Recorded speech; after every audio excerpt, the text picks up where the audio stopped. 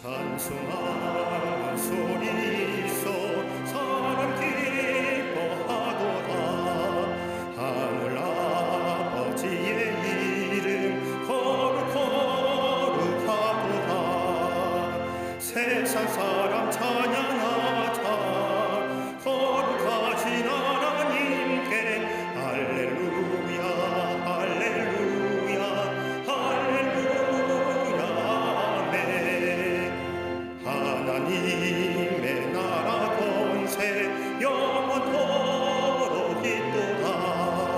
하나님의 영광 나라 거룩거룩하도다. 하늘 보좌 계신 주님 세상 주관하시도다. 할렐루야 할렐루야 할렐루야 아멘.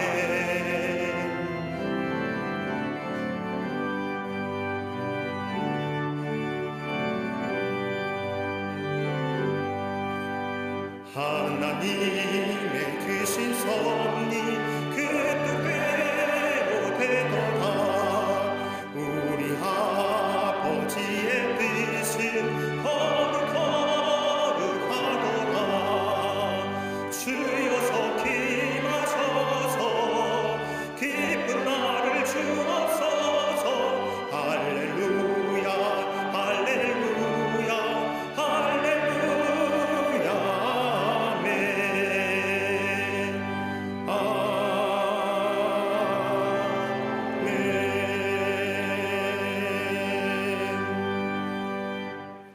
교독문 77번 요한복음 3장을 교독하겠습니다. 하나님이 세상을 이처럼 사랑하사 독생자를 주셨으니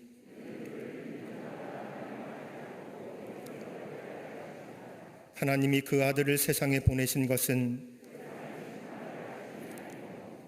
그로 말미암아 세상의 구원을 받게 하려 하심이라. 믿지 아니하는 자는 하나님의 독생자 이름을 믿지 아니하므로 그 정죄는 이것이니 곧 빛이 세상에 왔으되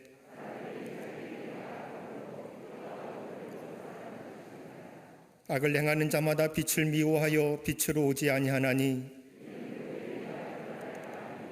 진리를 따르는 자는 빛으로 오나니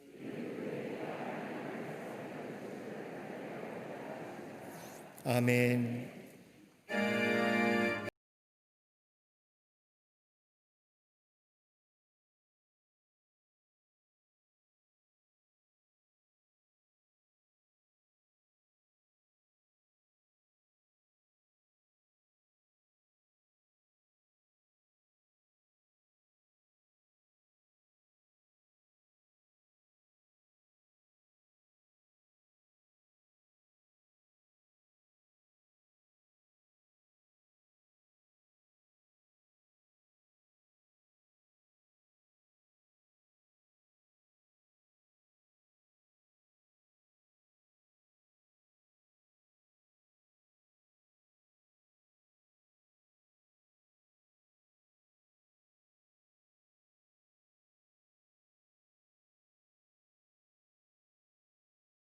예수 그리스도를 믿사오니 이는 성령으로 잉태하사 동정녀 마리아에게 나시고 본디오 빌라도에게 고난을 받으사 십자가에 못 박혀 죽으시고 장사한 지 사흘 만에 죽은 자 가운데서 다시 살아나시며 하늘에 오르사 전능하신 하나님 우편에 앉아 계시다가 저리로서 산자와 죽은 자를 심판하러 오시리라. 성령을 믿사오며 거룩한 공예와 성도가 서로 교통하는 것과 죄를 사하여 주시는 것과 몸이 다시 사는 것과 영원히 사는 것을 믿사옵나이다. 아멘.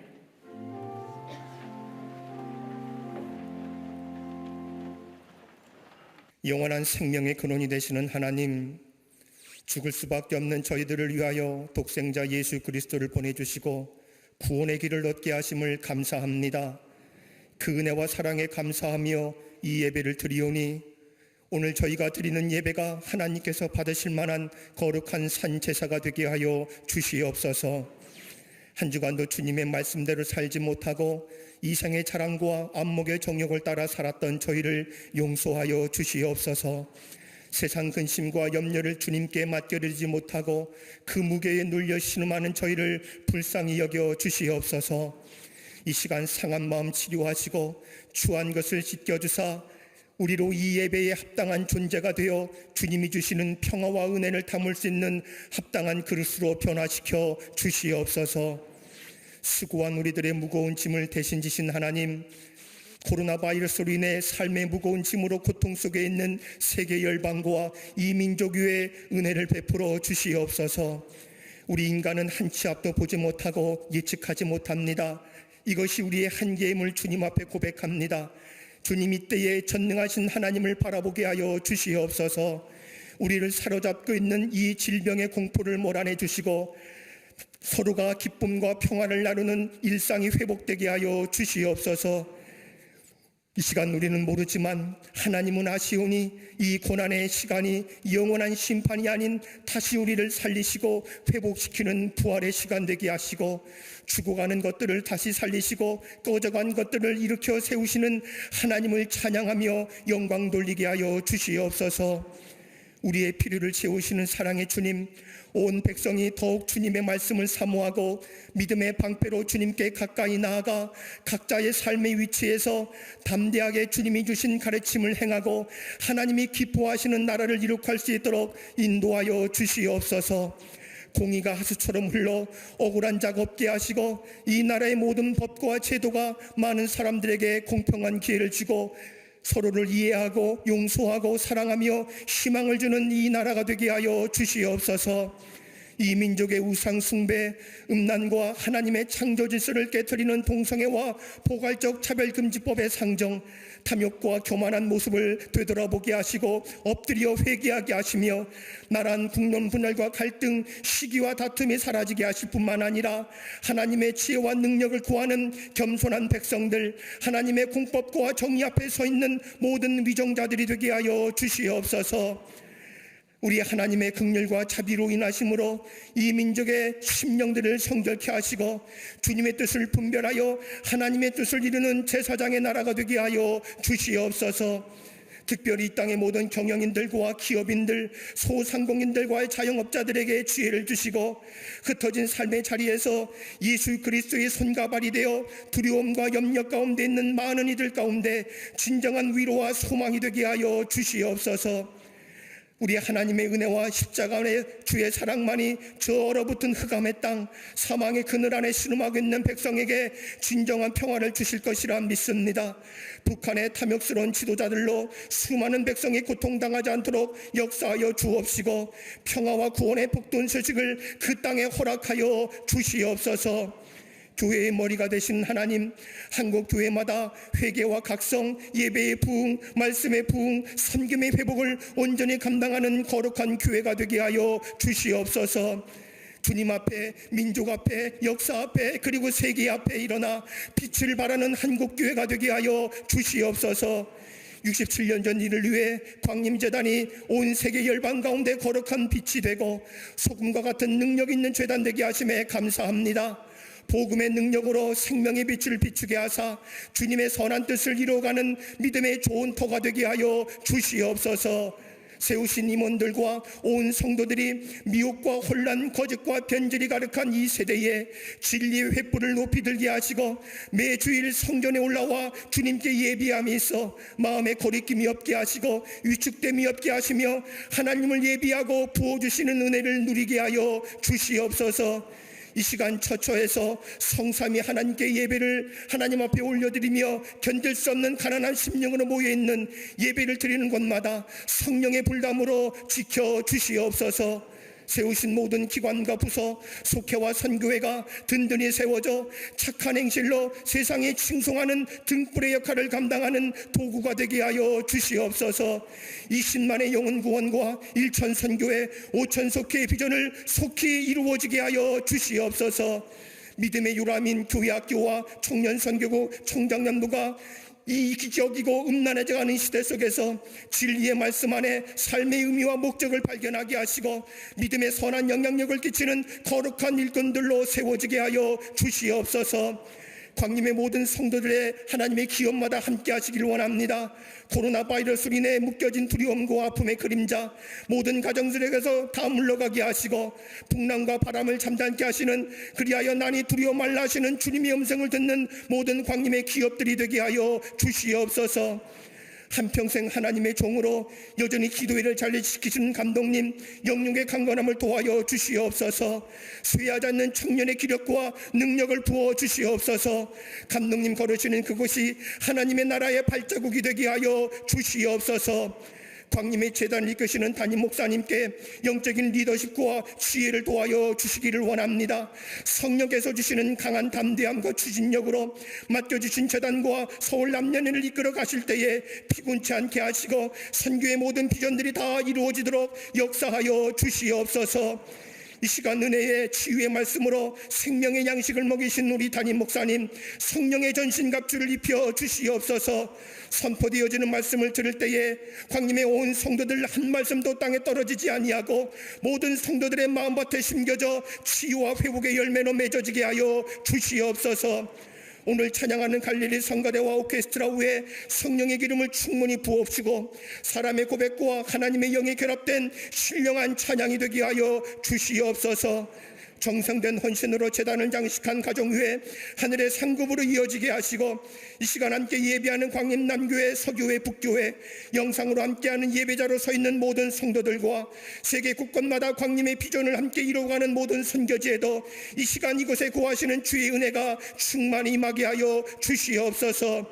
이 모든 말씀 십자가에서 영원한 승리자가 되신 예수 그리스도 이름으로 간절히 기도하옵나이다. 아멘. 하늘에 계신 아버지 이름 거룩하사 주님 나라 임하시고 뜻이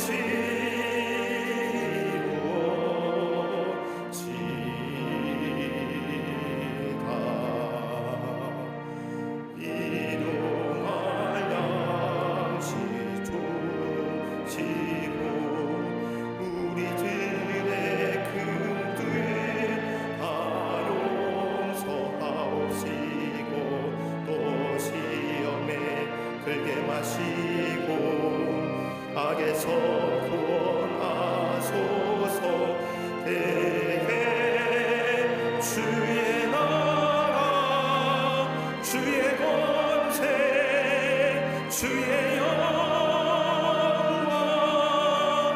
영원히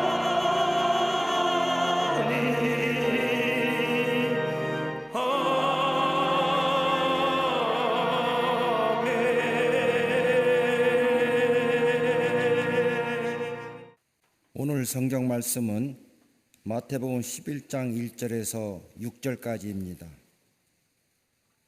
예수께서 12 제자에게 명하시기를 마치시고 이에 그들의 여러 동네에서 가르치시며 전도하시려고 거기를 떠나 가시니라. 요한이 옥에서 그리스도께서 하신 일을 듣고 제자들을 보내어 예수께 여짜오되 오실 그이가 당신이 오니까 우리가 다른 일을 기다리오리까?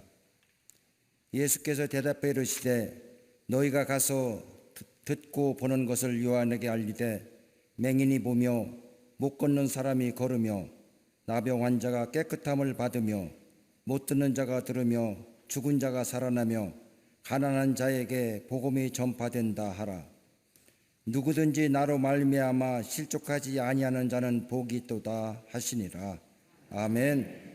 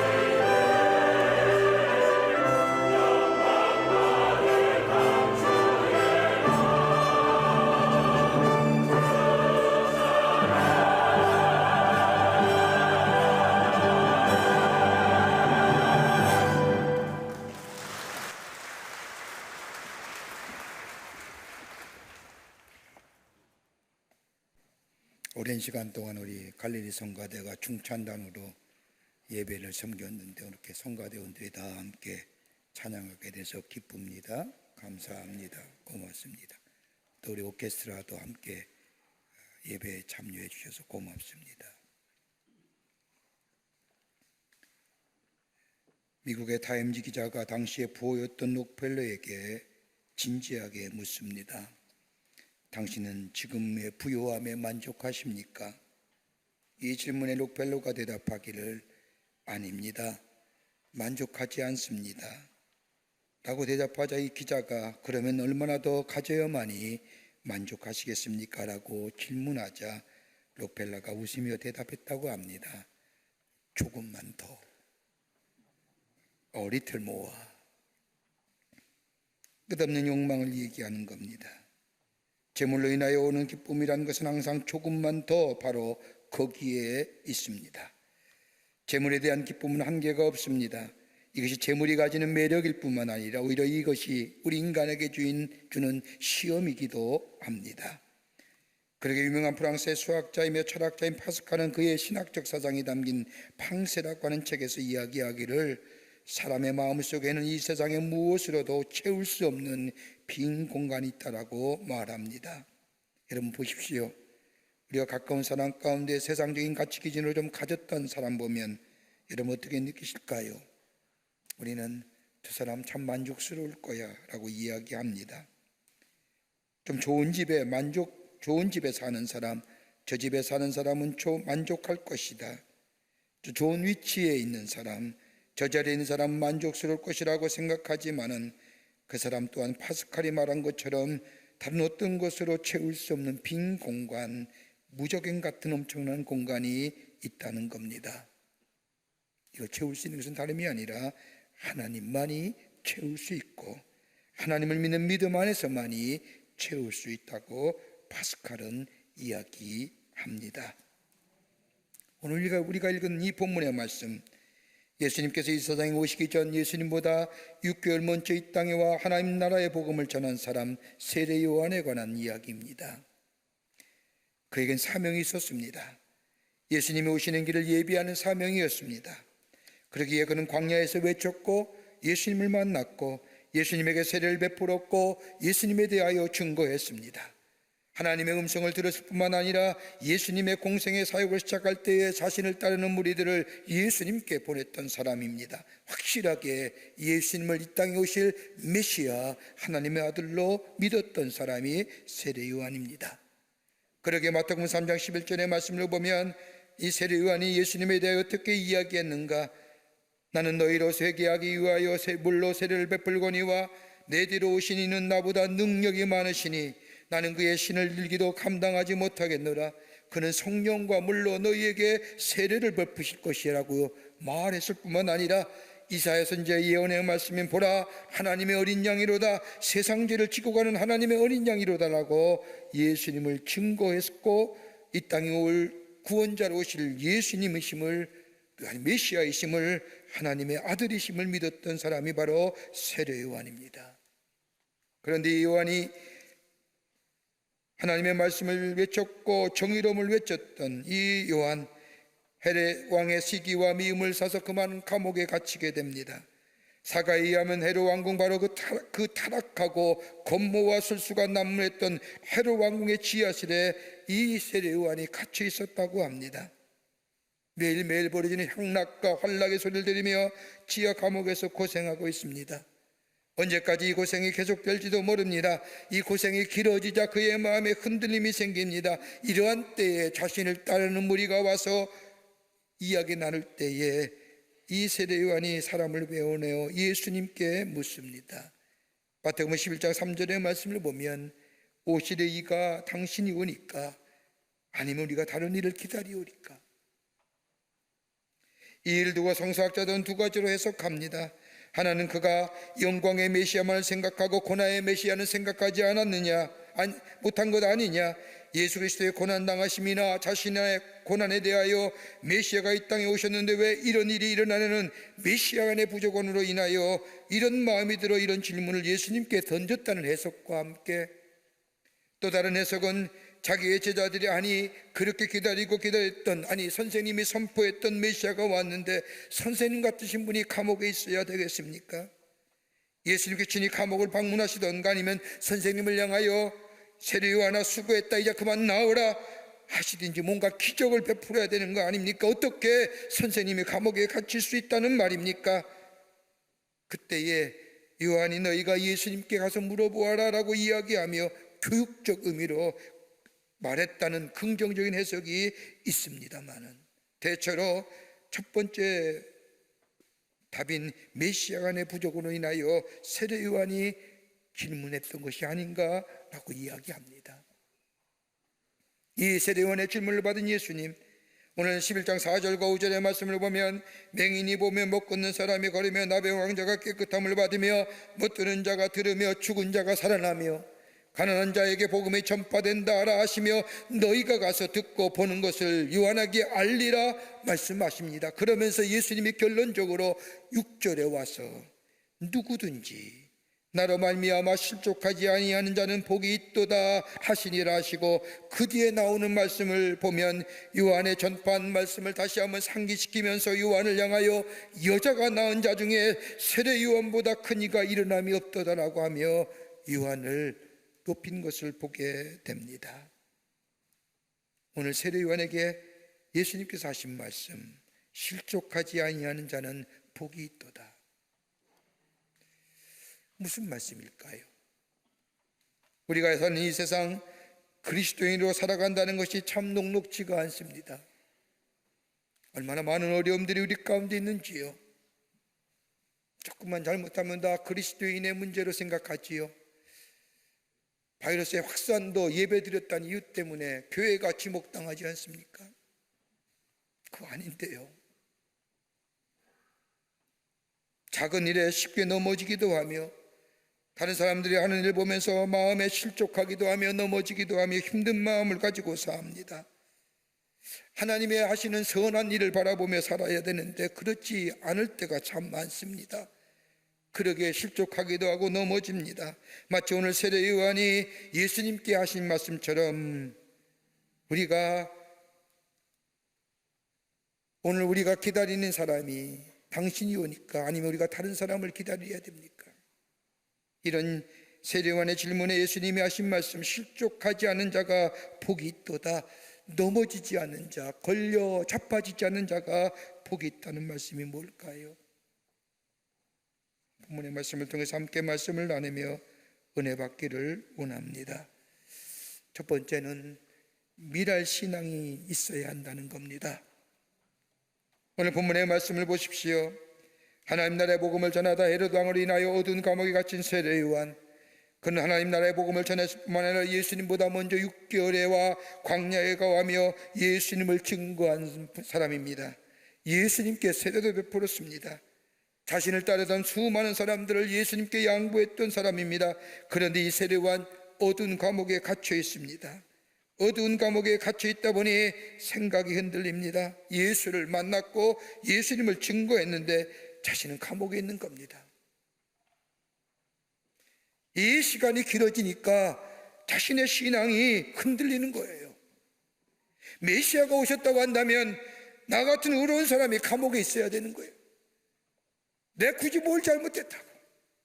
하나님 나라의 복음을 전한 것뿐이고 하나님의 아들 예수 그리스도 메시아이심을 전한 것뿐인데 적어도 예수님이 메시아라고 한다면, 하나님의 아들이라고 한다면 감옥에 나를 빼줘야 되든지 아니면 나를 찾아와 위로하든지 수고했든지 말 한마디라도 격려하는 것, 이런 거 아니야?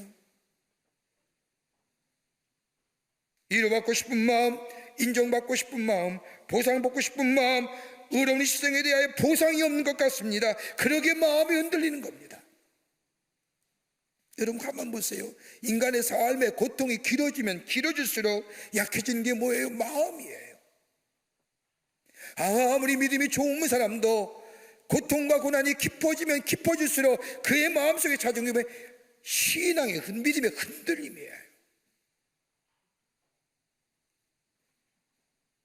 세례 요한이 여기서 끝나는 것이 아닙니다. 하나님께서 백성을 위하여 보내신 마지막 선지자로 믿었던 수많은 사람들, 그러게 하나님 나라의 복음을 전할 때에 이 세례요한의 말을 들으면서 함께 동참하며 함께 긍정하며 따랐던 수많은 사람들 이제는 다 흩어지고 없습니다. 자신은 감옥에 갇혀 있는데 찾아오는 사람도 하나도 없는 겁니다. 여기에 고독해지고 쓸쓸해지면서 자신이 하였던 수많은 일과 기적과 행적에 대하여 회의가 찾아옵니다. 그때에 자신을 따랐던 사람들이 찾아와 요한에게 말합니다. 아니 적어도 찾아와야 되는 거 아닙니까? 예수님이. 이때에 세례 요한은 자신을 따른 사람을 예수님께 보내어 오시리가 당신입니까? 아니면 우리가 다른 분을 기다리오리까? 라며 예수의 질문을 듣기를 원합니다. 이러한 질문이 예수님은 마태복음 11장 5절의 말씀을 보면 맹인이 보며 못 걷는 사람이 걸으며 나병한 자가 깨끗함을 받으며 못 듣는 자가 들으며 죽은 자가 살아나며 가난한 자에게 복음이 전파된다라고 말씀하시며 그 다음에 가장 중요한 말씀, 나로 인하여 실족하지 아니하면 아니하는 자가 복이 있도다라고 하죠. 무슨 말씀일까요? 나로 인하여 실족하지 않는 자가 복이 있다고 얘기하시며, 야 봐라, 맹인이 보지 않느냐, 못 걷는 사람이 걷지 않느냐, 나병한 자가 깨끗함을 받지 않느냐, 못 들은 자가 듣지 않느냐, 죽은 자가 살아나고 가난한 자에게 복음이 전파되지 않느냐. 무슨 말이냐면 복음이 전파되는 것으로 만족하라는 거예요. 하나님 나라가 이 땅에 편만해지는 것으로 만족을 삼으라는 겁니다. 내가 어떤 고난을 당하더라도, 내가 어떤 어려움이 당할지라도, 내가 어떤 힘들이 있다 할지라도 나를 통하여 복음이 전파되기만 한다면 그것으로 만족해야 한다는 겁니다. 나 하나가 썩어질 미랄이 되어 사라지고 나 하나가 썩어질 미랄이 되어 없어진다 할지라도 하나님 나라가 전파되며 복음이 전파되며 맹인이 보며 못 걷는 사람이 걸으며 나병한 자가 깨끗하되며 가난한 자에게 이 복음이 전파되는 것으로 만족해야 되느니라는 겁니다. 여러분, 내가 잘 돼야 되는 겁니까? 내가 잘 살아야만이 복음이 전파되는 겁니까? 내가 뛰어난 위치에 높은 자리에 올라가야만이 하나님 나라가 확장되고 하나님 나라의 복음이 널리 증거되는 겁니까? 아니라는 겁니다. 내가 하나님의 미랄이 땅에 떨어져 죽더라도 하나님 나라의 복음이 전파될 수만 있다면, 그러게 요한복음 12장 24절 말씀에 내가 진실로 진실로 너에게 이르노니 하나님의 밀이 땅에 떨어져 죽지 아니하면 하늘 그대로 있고 죽으면 많은 열매를 맺느리라고 한 말씀처럼 내가 잘 돼야 하나님 나라의 복음이 전파되는 것이 아니라는 겁니다. 내가 죽어서 저 사람이 잘 되고 내가 죽어서 많은 사람이 살고 내가 썩어서 많은 열매를 맺을 수가 있다면 그것으로 만족하며 기뻐할 수 있는 사람, 이 인생이 복된 인생이라는 겁니다. 우리의 가정의 생활 어떻게 하십니까? 그렇지 않습니까? 아내가 희생하고 남편이 희생하고 내가 어려워서 내가 힘들어도 우리 가정이 잘 될 수가 있다는, 그 가정이 복된 가정 아닐까요?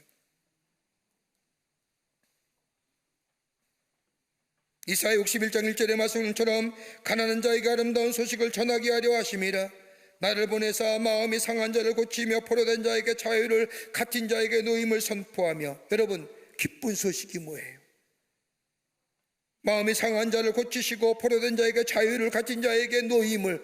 여러분, 내가 힘들어도, 내가 어렵다 할지라도, 내가 고난 가운데 일지라도 나를 통하여 이 기쁜 소식이, 가난한 자에게 복음이, 병자가 나으며 하나님의 나라가 확장되며 이 놀라운 기쁘고 복되고 이 복음이 세상에 전파될 수 있다면 그것으로 만족할 수 있는 심령.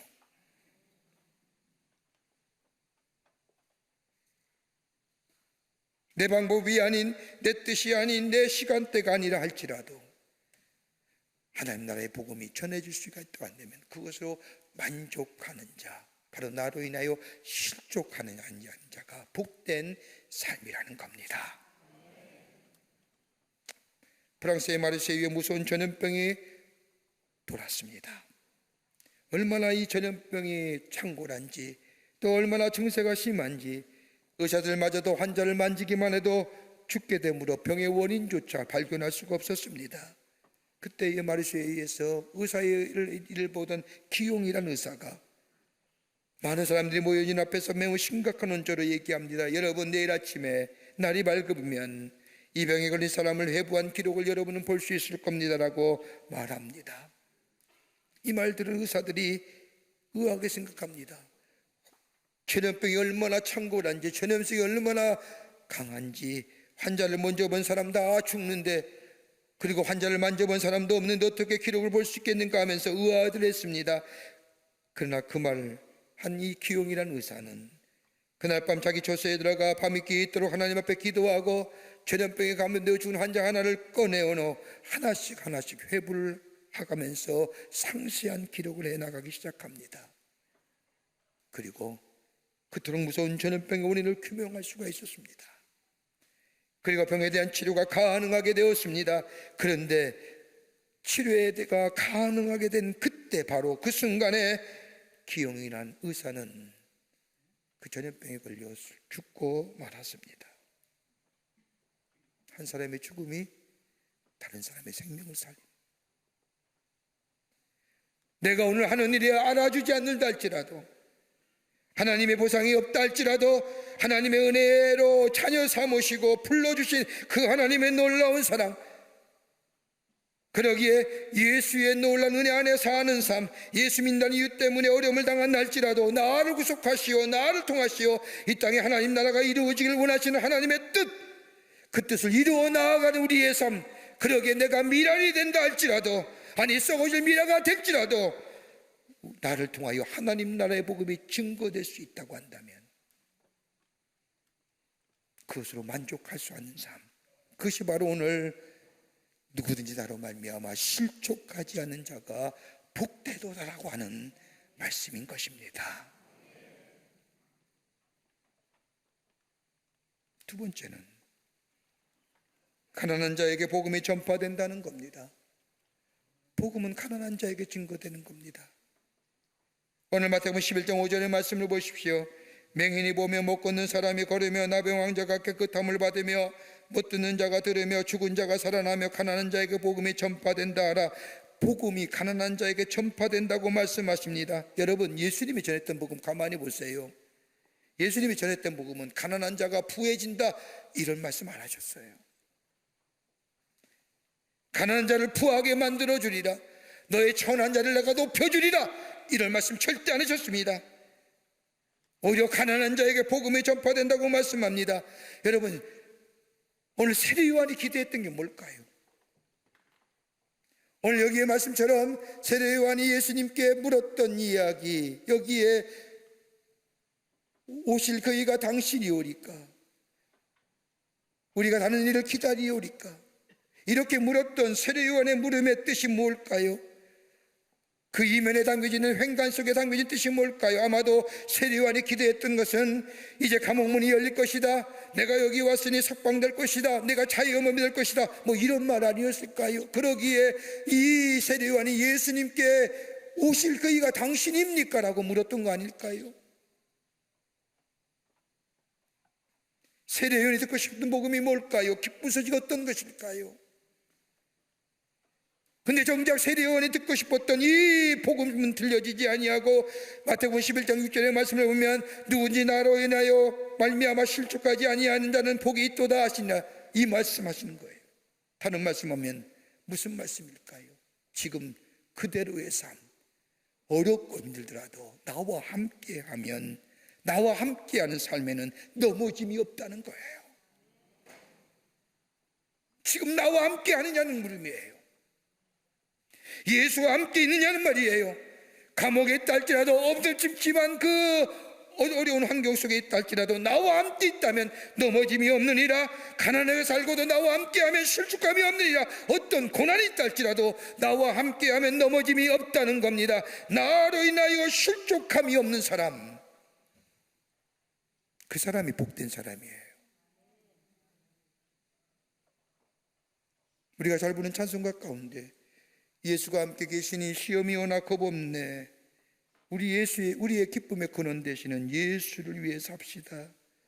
예수와 함께하는 사람이요, 여기에 넘어짐이 없고 여기에 실족함이 없고 이 인생이 복된 인생이라는 겁니다. 주일 테일러 교수가 쓴 책 가운데, 에세이 가운데 석시스 제임이라고 하는, 우리말로 번역하면 굳이 성공하는 보물 뭐 이런 것들 번역할 수 있겠지요. 이 책에 보면 현대인이 가장 빈번한 정서, 가장 많이 겪는 빈번한 정서가 뭐냐? 두려움이라고 얘기합니다.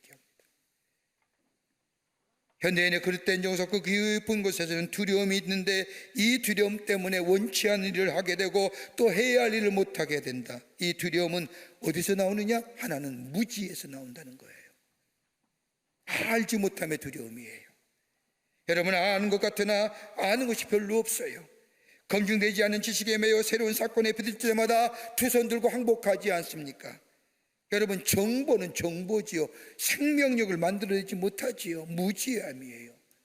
여러분, 팩트를 얘기하고 그 지식이 있으면 거기에 대해서 바른 판단력과 분석을 가지고 그게 생명의 역사를 만들어내는데, 팩트에 대한 분석력과 가장 정확한 정보 얻기에 뭐예요? 남의 댓글 보고 얘기하잖아요. 댓글이 많으면 좋은 걸 알아요. 어디 좋은 음식점 댓글이 몇 점 달렸나 다 그거 보잖아요. 점수가 좋으면 야, 좋은 수준이다. 가서 얼마나 실패해요. 낭패 본 적이 한두 번이에요? 맛있던가요?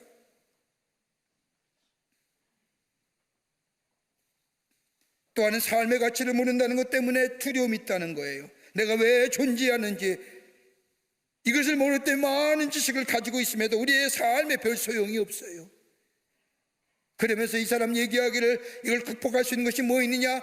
다른 것이 아니라 첫째는 신앙적 용기를 가질 때 이거 극복할 수 있다는 거예요. 우리 안에 용기 있어야 된다는 겁니다. 돈의, 지식의, 명예의 그것이 아니라 생명력 깊은 곳에서 나올 수 있는 신앙적 용기. 이거 있을 때 우리 안에 깊은 곳에 자리 잡은 두려움을 떨쳐볼 수 있다는 거예요. 두 번째는 진실함과 겸손함이에요. 진실과 겸손은 하나로 통하는 겁니다. 진실하면 겸손해요.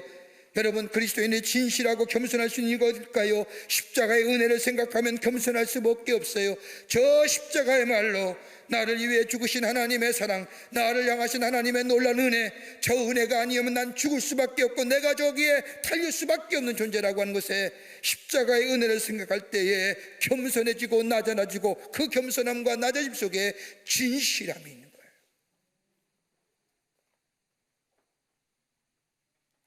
또 하나 있다고 한다면 삶의 우선순위를 분명히 해야 된다는 겁니다. 내가 무엇을 해야 할지, 무엇을 원하는지 최우선적으로 결정할 수 있어야 된다는 겁니다. 어차피 다 하지 못하는 겁니다. 다 할 필요도 없습니다.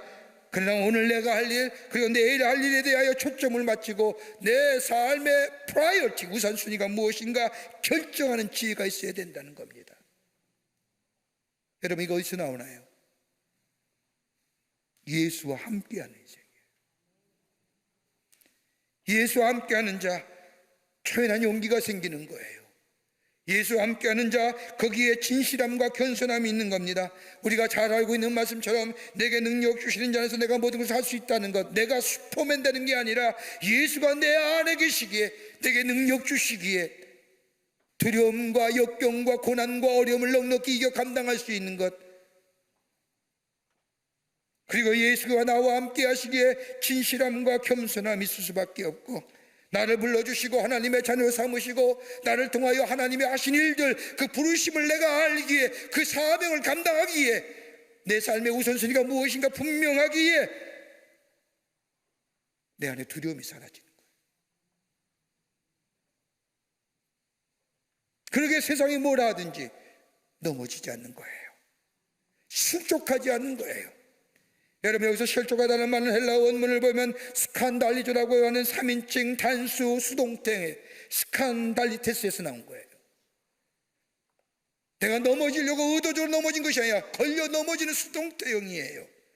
길가의 도중에 만나는 것에 부딪혀 넘어지는 거예요. 그런데 예수와 함께 하는 삶의 가치와 의미를 알잖아요. 용기가 있잖아요. 진실과 겸손함이 있잖아요. 그리고 삶에 무엇이 해야 되는지 우선순위를 알잖아요. 그러기에 뭐예요? 나로 말미암지 않고 실족지 않는 자, 넘어짐이 없는 인생.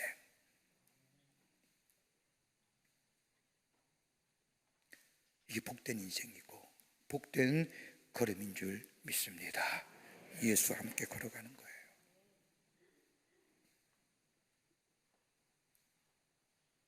끝으로 복음의 확장성입니다.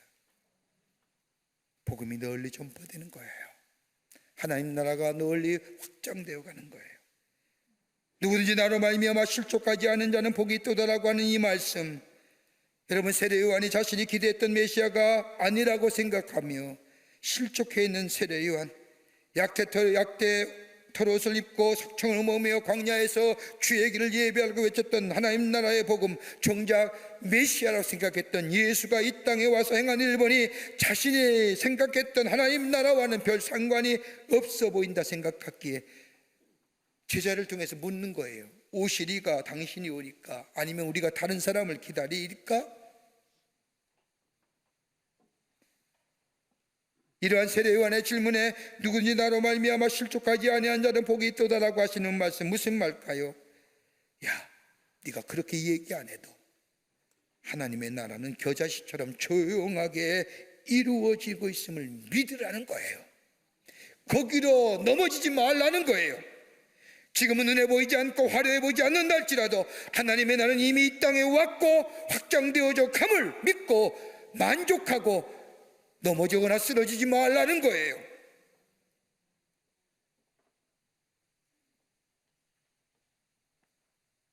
여러분, 예수 믿는다는 게 뭘까요? 무엇으로 얘기할 수 있을까요? 여러분, 적어도 예수 믿는다면 우리 마음속에 이런 것들이 있어야 돼요. 하나가 뭐냐? 하나님이 세상을 창조하시고 하나님의 뜻 가운데 이 땅을 이끌어가실 뿐만 아니라 인간의 역사의 주관자는 하나님이 되신다. 적은 일이든 큰 일이든 모든 것이 다 하나님의 주권 아래 있음을 믿는 거예요. 실패도요, 성공도요. 또 하나 또 한다면 예수 중심의 신앙이에요. 하나님 우리를 구원하시기 위해서 독생자 되시는 예수님을 보내주셨고, 예수님 우리 죄를 위하여 십자가에 달려 돌아가심으로 인하여 우리 죄가 대속하고 구원받아도 하나님의 자녀 됐고 하나님의 백성 됐음을, 그러게 십자가를 볼 때마다 나를 향한 하나님의 사랑을 발견하게 되고 나를 향한 하나님의 마음이 발견되게 되고 나를 향한 하나님의 말씀이 들려오는 십자가 중심, 예수 중심의 신앙. 또 하나 또 간다면 구원론적인 가치관을 가지고 사는 거예요. 모든 역사는 하나님의 백성들을 구원하시기 위하여 이루어진 이름을 믿는 겁니다. 전쟁도 재난도 우리 일상 속에 일어나는 모든 일 다 하나님의 백성들을 구원하시기 위한 일어나는 일이라고 믿는 거예요. 여러분, 지금 겪는 이 엄청난 일들, 팬데믹, 코로나 바이러스, 여러분 뭘 얘기하십니까? 재난을 방지하고 전염을 차단하는 것들, 이런 것에 대해 급급하는 겁니까? 그 이면에 하나님 우리를 향하여 하시는 말씀이 그 속에 없을까요? 인간의 지식과 인간의 과학과 기술이 얼마나 하늘을 찌를 듯이 했습니까?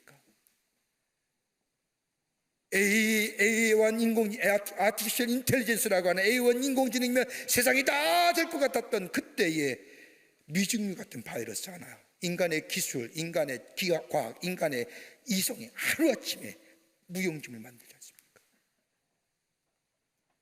거기에 마스크 하나에 우리가 의존하지 않습니까? 지금 이거의 방역의 최선이라고 얘기하지 않습니까?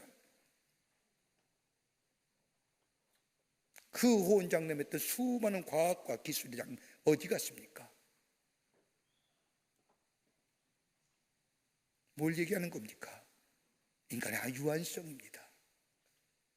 과학의 기술이 아무리 발달해도 하나님의 주권 전능성 안에,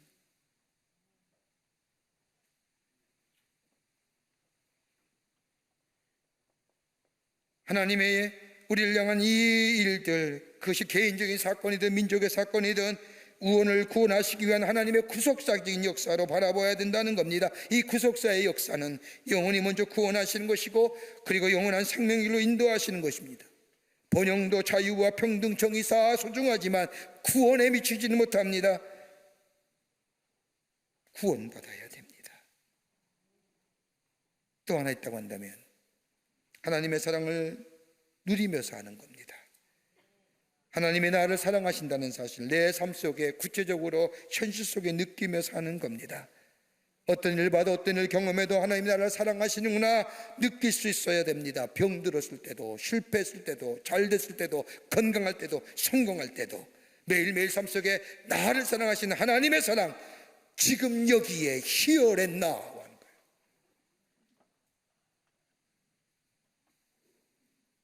여러분 어디에 만족이 있을까요? 참된 만족이 어디 있을까요? 참된 만족은 다름이 아니라 예수와 함께 있을 때에 우리 안에 참된 만족감이 있습니다. 알렉산드리아 클레멘트라고 하는 유명한 교부가 있었습니다. 클레멘트라는 사람이 쓸 글 가운데 이런 글 하나가 있습니다. 베드로가 자기와 같은 시간에 사형장으로 끌려간 아내를 보게 되었습니다. 아내도 같이 순교한다는 그 생각에 베드로의 마음이 얼마나 기뻤는지 아내와 함께 천국에 갈 것을 생각하니 너무나 좋았습니다. 자기가 순교하는 것은 물론 아내까지 순교한다는 것이 너무나 좋았던 이 베드로, 아내를 위로하고 격려하면서 이렇게 이야기했다고 합니다. 여보, 주님을 기억하십시다. 나를 생각할 것도 아니요, 자식을 생각할 것도 아니요, 오직 하나 주님만을 생각합시다. 여러분, 주님만을 생각하는 마음, 주님과 함께 가는 자, 이런 사람에게는요 세상의 일들 작게 보여요. 잘 이해 안 되세요? 한번 살아보세요. 주님과 함께 걷는 삶, 주님과 함께하는 삶, 세상의 일 작게 보입니다. 주님을 생각하는 시간, 자기 존재가 완전히 사라지게 됩니다. 그러니까 주님과 함께 거하는 삶에는 넘어지고 실망하지 않는 자, 복된 인생 살아가게 됩니다. 그 인생에 하나님 나라가 전파되는 거예요. 복음이 널리 편만해지는 거예요. 내가 특별한 일 안 해도, 내가 타고난 일 안 해도 할지라도 내 삶의 자리에서 주님의 주신 은사대로, 내 분깃대로 내 삶의 영역에서 최선의 삶을 경주하는 삶, 거기에 주님과 함께 거하는 인생, 넘어짐이 없이 실족함이 없이 그 삶 속을 통하여 하나님 나라가 확장되고 복음의 역사가 일어나며 이런 자가 복된 인생의 삶, 주님 주시는 사명의 길을 걸어가는 복된 걸음이 되는 줄 믿습니다. 이 믿음의 경주를 이루어 가시는 여러분과 저와 되시기를 주의 이름으로 축원합니다. 하나님 감사합니다. 저희를 사랑하시고 하나님의 자녀 삼으심에 감사합니다. 우리의 삶, 세상을 보며 넘어질 때가 참 많이 있습니다마는 세상을 보는 것이 아니라 예수와 함께 거하는 인생 되게 하여 주셔서 우리 안에 기쁨과 만족이 넘쳐나게 하시고 우리의 삶을 통하여 하나님 나라가 확장되며 편만해지는, 그래서 복된 삶, 복된 인생의 걸음을 걸어가는 저희들 되게 도와 주시옵소서. 예수와 함께 거하는 저희들 되게 하여 주시옵기를 원하오면서 예수님의 이름으로 기도하옵나이다. 아멘.